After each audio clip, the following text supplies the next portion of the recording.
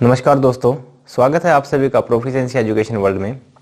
दोस्तों आज की क्लास रहेगी इंग्लिश की और इंग्लिश में हम लोग पढ़ने की कोशिश करेंगे आज टेंस चैप्टर। ठीक है, टेंस एक बहुत ही बेहतरीन टॉपिक है इंग्लिश का और ये कहीं और चैप्टर्स का बिल्कुल फाउंडेशन भी है, उनका बेस भी है। आज तक हम लोगों ने कई बार कोशिश की है टेंस सीखने की, लेकिन कई बार ऐसा होता है या हुआ है कि हम लोग टेंस को अच्छे से समझ ही नहीं पाए। तो देखिए, अब हम थोड़ी सी कोशिश करेंगे और अच्छे तरीके से, या बिल्कुल ही कहूँ तो बिल्कुल ही बेसिक तरीके से हम लोग इसको ग्राउंड लेवल से समझने की कोशिश करेंगे।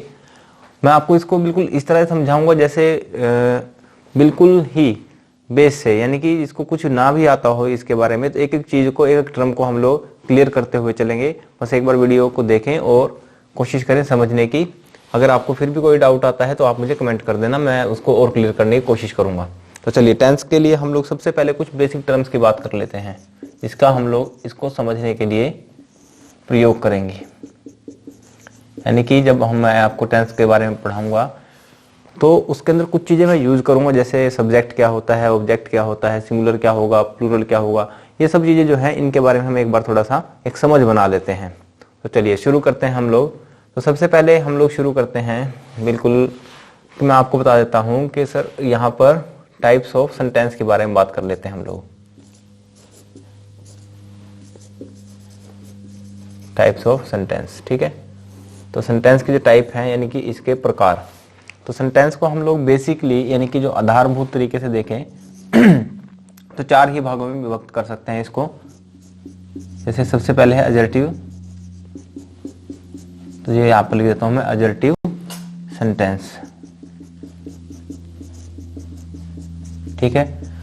सेकंड नंबर पर इसमें इंटरोगेटिव, चलो मैं इसको ऐसे लिख देता हूं, इंटरोगेटिव सेंटेंस। थर्ड नंबर पर आएगा इंपेरेटिव सेंटेंस,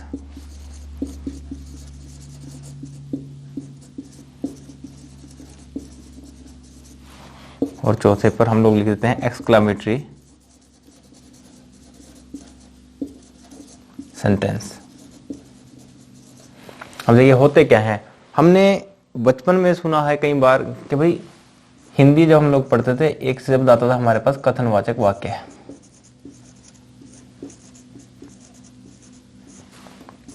ठीक है, इंट्रोगेटिव को हम लोग बोलते हैं यहाँ पर प्रश्नवाचक वाक्य,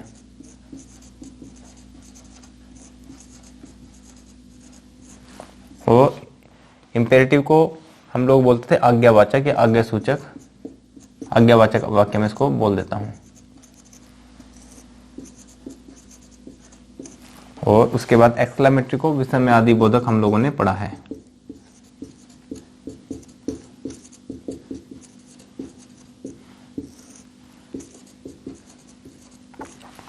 अब मैं इसकी हिंदी क्यों बता रहा हूं आपको, इसकी हिंदी इसलिए बता रहा हूं कि ताकि हम लोगों की, हमारी एक मातृभाषा है हिंदी, हम लोगों ने तो जो भी कुछ सीखा इसी भाषा में सीखा है। अब कुछ बेसिक टर्म्स है, इसको अगर मैं आपको इस तरीके से समझा पाऊं तो शायद आपके दिमाग में इसकी अच्छी समझ बन पाएगी।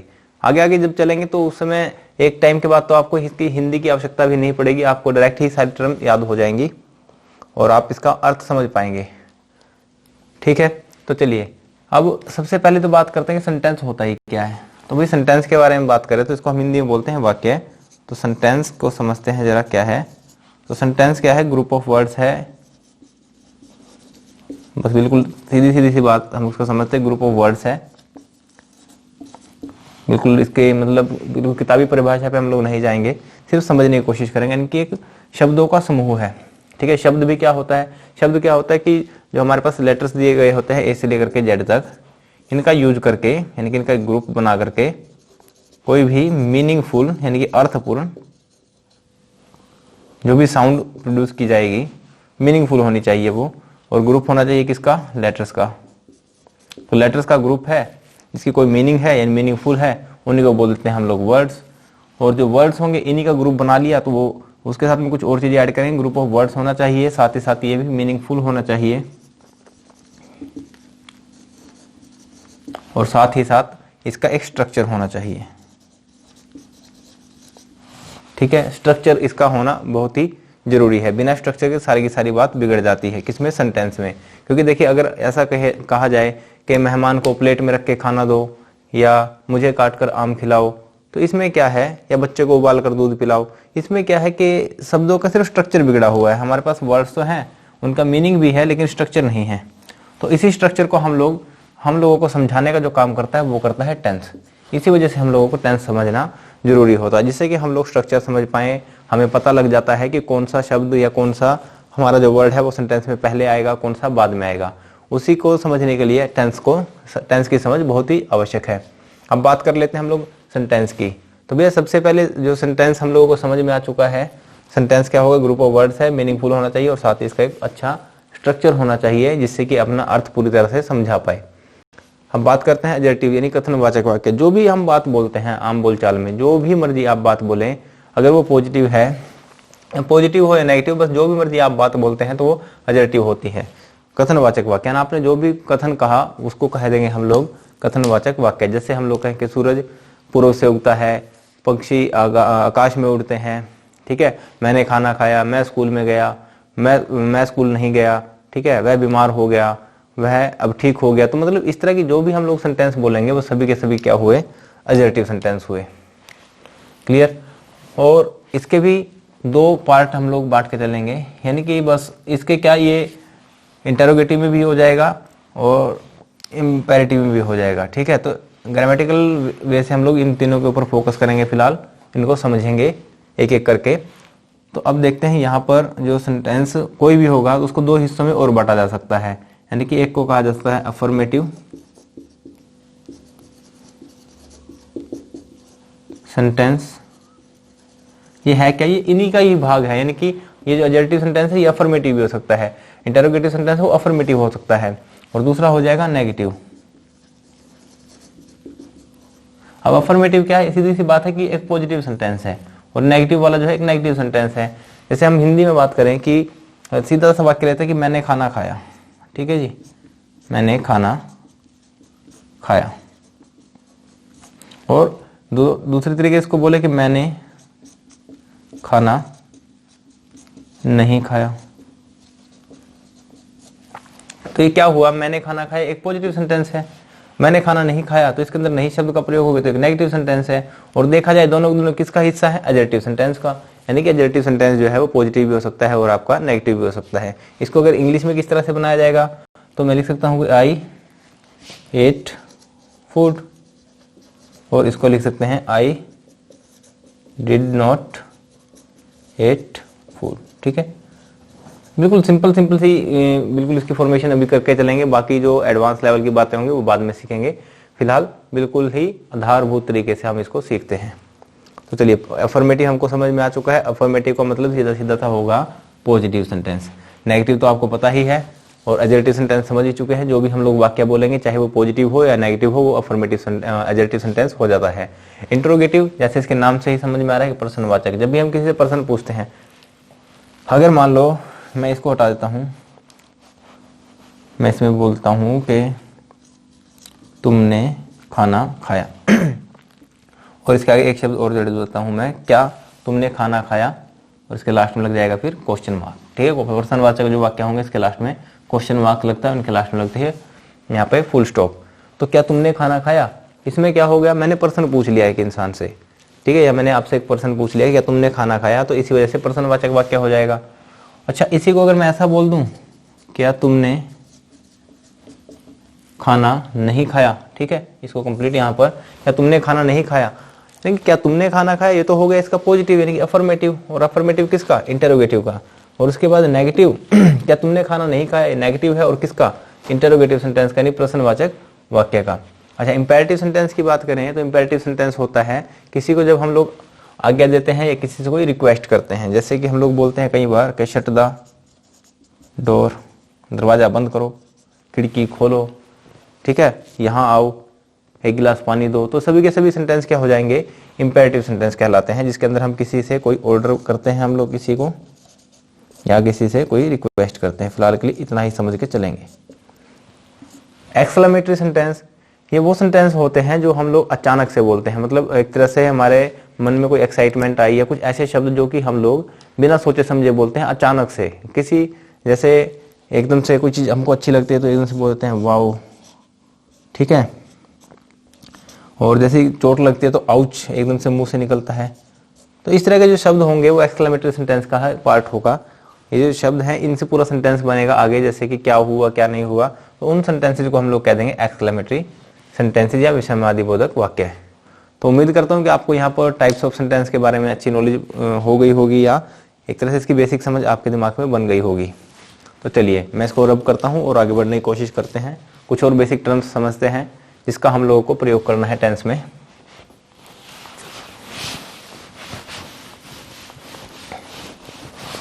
क्योंकि देखिए इसके बाद जब स्ट्रक्चर समझेंगे तो मैं बताऊंगा भी इंटरोगेटिव का स्ट्रक्चर ये रहेगा, अफर्मेटिव का ये रहेगा, पॉजिटिव का ये रहेगा, ठीक है। तो उन सभी को समझने के लिए आपको पहले इनका तो पता होना जरूरी है। अब मैं आपको डायरेक्ट बता दूं कि इंटरोगेटिव की फॉर्मेशन ये रहेगी, और आपको इंटरोगेटिव ही समझ में ना आए तो उसकी फॉर्मेशन क्या याद रहेगी। तो इसी वजह से मैंने आपको ये चीज़ समझाई। अब थोड़ा और आगे बढ़ लेते हैं कि भैया सब्जेक्ट क्या होता है और ऑब्जेक्ट क्या होता है। देखिए एक सेंटेंस जो बनता है वो मिलकर के बनता है सब्जेक्ट से, वर्ब से और ऑब्जेक्ट से। फिलहाल इतना समझते हैं। हिंदी में भी अगर आप समझना चाहें तो इसको बोल देते हैं भैया कर्ता, इसको बोल देते हैं क्रिया, और इसको बोल देते हैं कर्म। तो सब्जेक्ट हो गया, वर्ब हो गया, ऑब्जेक्ट हो गया। तो कर्ता क्या होगा, बस हिंदी में आपने समझा ही, वो कर्ता है। किसी भी काम को करने वाला जो भी इंसान होगा उसको कहा जाएगा कर्ता, ठीक है। जो भी सेंटेंस का वर्ब का जो भी बन सकता है कर्ता यानी सब्जेक्ट, वही हो जाएगा हमारे पास कर्ता। जैसे कि एक सेंटेंस में लिखता हूं कि राम ने सांप को मारा, लो जी। तो जो राम नाम कर रखा था भाई, उसने क्या किया, सांप को मार दिया। उसके घर में सांप आया, उसने सांप को मार दिया। अब ये जो मारना है ये क्रिया है। ये चलो मैं एक और सेंटेंस लिखता हूं कि हमने क्रिकेट खेला, या तुमने गिलास तोड़ा। तोड़ा ऐसे लिखते हैं, ठीक है। चलो इसको अगर इंग्लिश में भी लिखना चाहें तो मैं यहां लिख देता हूं, Ram killed the snake or we played cricket। उसके बाद you broke the ग्लास, वैसे कहते हैं लेकिन इसका फिलहाल आपके लिए गिलास लिख देता हूं मैं। वैसे इसका एग्जैक्ट मतलब टम्बलर, ठीक। ग्लास का मतलब तो कांच होता है वैसे, लेकिन जब गिलास की बात की जा रही है कि पीने वाला गिलास, देखिए ये वाला अगर हम बात करेंगे तो इस पीने वाले जो गिलास की बात करते हैं इसके अंदर हम पानी डाल करके पीते हैं, उसको कहा जाएगा टम्बलर। तो चलिए अब इसके अंदर क्या हुआ, राम ने कोई कार्य किया तो करने वाला कौन है, राम है।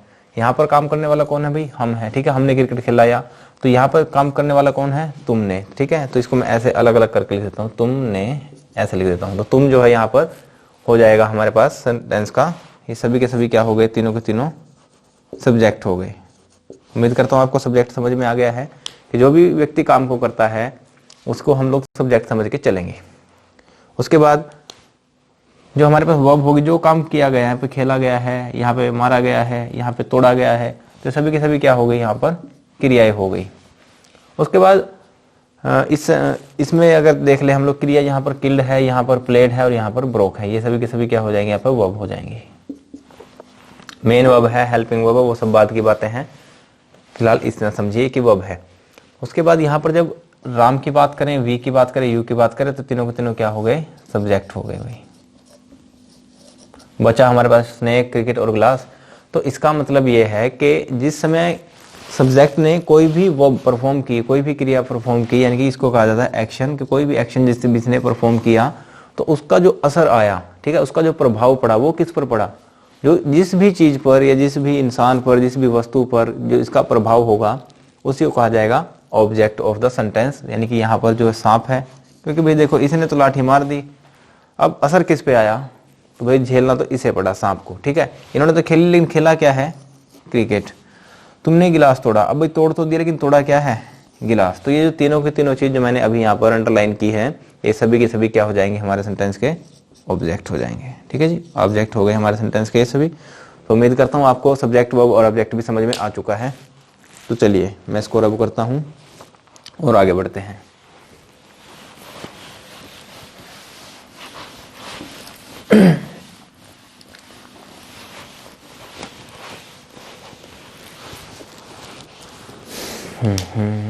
अब इसमें हम लोग देख लेते हैं कि सिंगुलर चीजें क्या होती हैं और प्लूरल क्या होती है।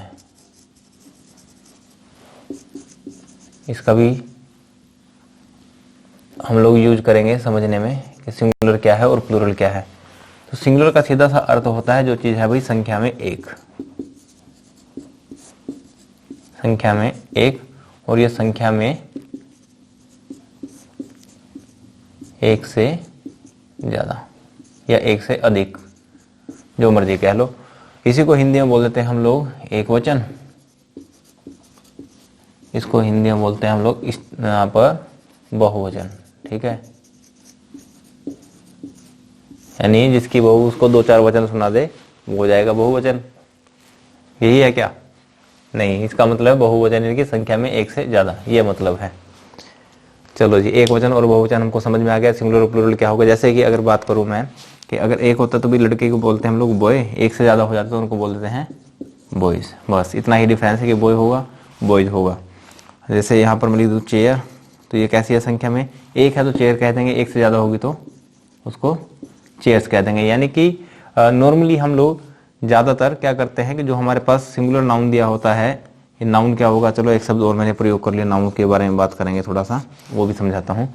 जो भी हमारे पास सिंगुलर नाउन होगा उसके साथ में एस जोड़ने के बाद, एस या E S according to spelling rules जब जोड़ेंगे तो वो प्लूरल बन जाता है। कुछ अपवाद भी हैं, उसके बारे में बात करेंगे। जैसे कि मैन है, ये वाला MAN, ये मैन होता है सिंगुलर। और इसी तरह से अगर हम लोग कोशिश करें इसको ऐसा बनाने की MANS मैंस बना दे तो ये पूरी तरह से गलत हो जाएगा। ठीक है, ये गलत है। इसका प्लूरल कैसे बनता है, इसका प्लूरल बनता है MEN। इसी तरह से हम टूथ की बात करें, यानी कुछ अपवाद हैं इस तरह से जिसके साथ S लगा करके हम प्लूरल नहीं बना सकते, वो भी हम लोग, उसकी पूरी लिस्ट है, मैं बाद में डिस्कस करूंगा उस सब के बारे में जब हम लोग नाउन पढ़ेंगे। फिलहाल हमारा चैप्टर चल रहा है टेंस, तो फिलहाल हम टेंस की शुरुआत करेंगे अच्छे से। तो चलो यहाँ तक सिंगुलर और प्लूरल आपको बातें समझ में आ चुकी होंगी। अब नाउन क्या है इसके बारे में थोड़ा सा और बता देता हूँ।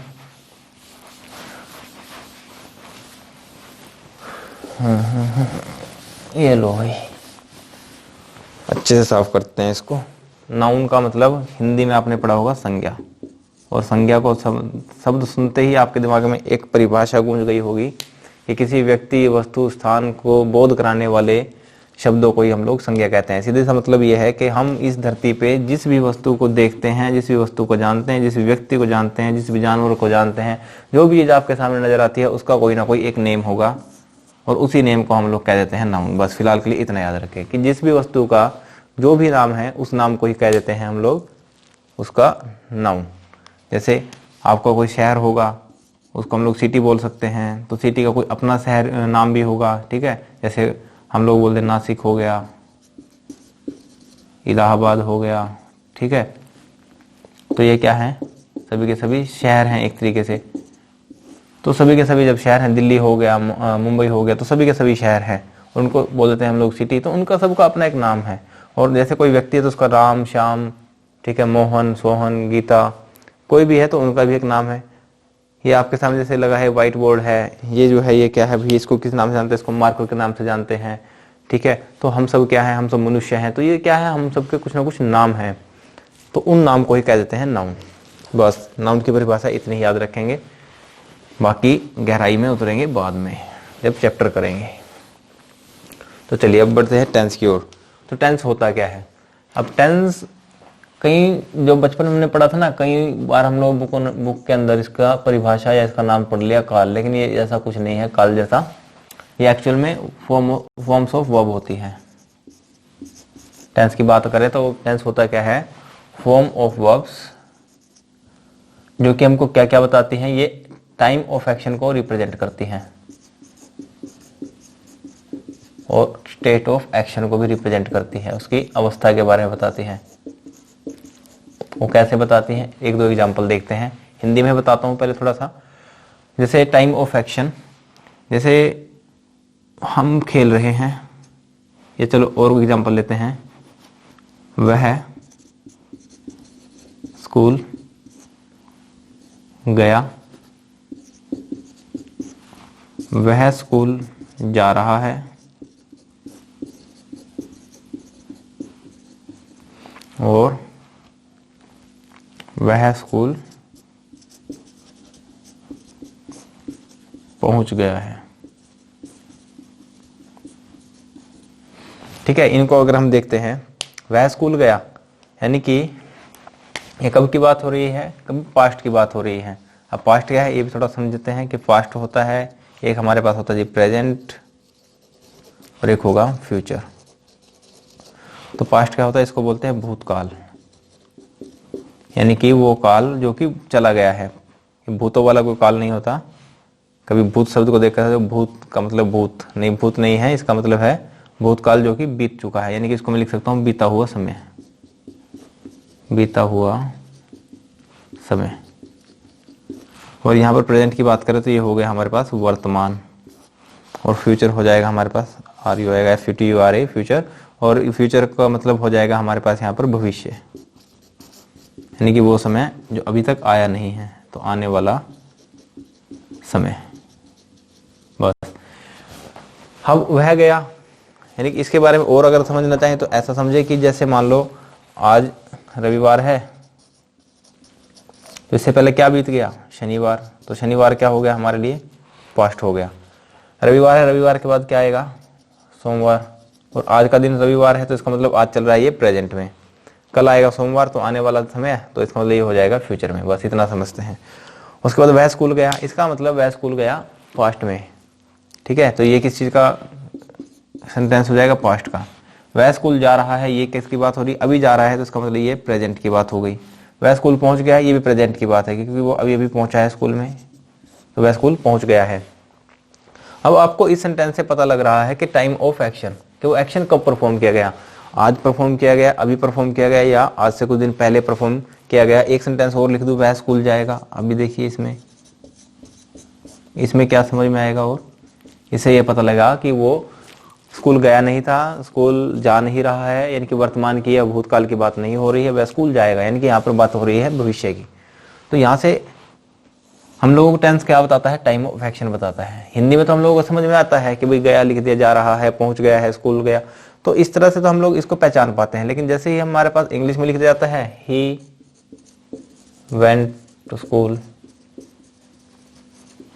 अगर ऐसे लिख देते हैं he is going to school, तो समस्या कहाँ रहती है कि हम लोगों को ये हेल्पिंग वर्ब्स देख करके, या जो हमारे पास वर्ब की फॉर्म लगी हुई है, इसको देख करके इसकी टेंस पहचानने में समस्या होती है।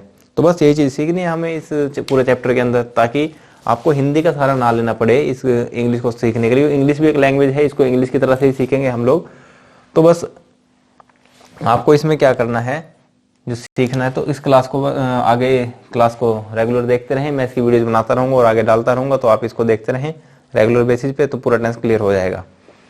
तो हम लोगों को समझना है कि हेल्पिंग वर्ब और मेन वर्ब को देख करके हम लोग पता लगा सके कि ये टेंस कौन सा है। ठीक है, अभी तो मैंने सिर्फ इनके वैसे बताया है समय के अनुसार कि पास्ट प्रेजेंट फ्यूचर कुछ अलग टाइप्स होंगे, और वो बताऊंगा अभी थोड़ी देर में। तो he is going to school, इस तरह से वह स्कूल पहुंच गया है, तो ऐसा लिख सकते हैं he has gone to school.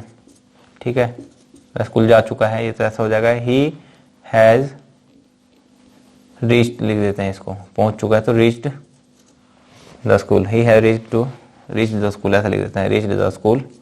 और वह स्कूल जाएगा, तो इसका मतलब he will go to school. इस तरह से अलग अलग बन जाएगा। यानी कि आपने देखा कि जैसे जैसे हम लोग इसका समय बदल रहे हैं, उसी के अनुसार इसकी ये बदल रही है यहाँ पर वर्ब। चलो देखते हैं यहाँ पर इसको ऐसे, ये वर्ब हो गई इनकी। तो जैसे ही इसका टाइम बदला, तो उससे क्या हो गया भाई, इसकी फॉर्म ऑफ वर्ब चेंज हो गई। तो जो हमारी क्रिया थी वो बदलती जा रही है। स्टेट ऑफ एक्शन की बात करें तो मतलब ये कार्य कंप्लीट हो चुका है या चल रहा है, कंप्लीट है या फिर प्रोग्रेसिव है, या मैं इसको कहूं कि इनकम्प्लीट है।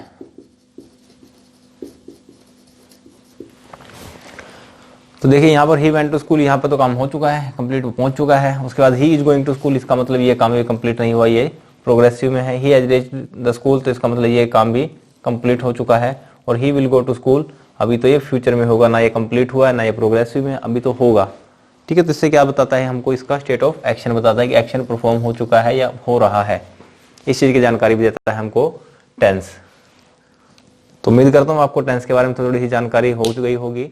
और ये जो मैंने आपको बताई थोड़ी थोड़ी बेसिक टर्म, एक बार इसको रिवाइज कर लेना, और फिर हम लोग इसके नेक्स्ट क्लास में देखेंगे कि टेंस कितने प्रकार के होते हैं और उनकी फॉर्मेशन के बारे में पढ़ेंगे हम लोग। तो चलिए आज की क्लास में इतना ही, बाकी मिलेंगे हम लोग नेक्स्ट क्लास में। आज की क्लास को यहाँ तक देखने के लिए आपका बहुत बहुत धन्यवाद। चलिए, थैंक यू एवरीवन।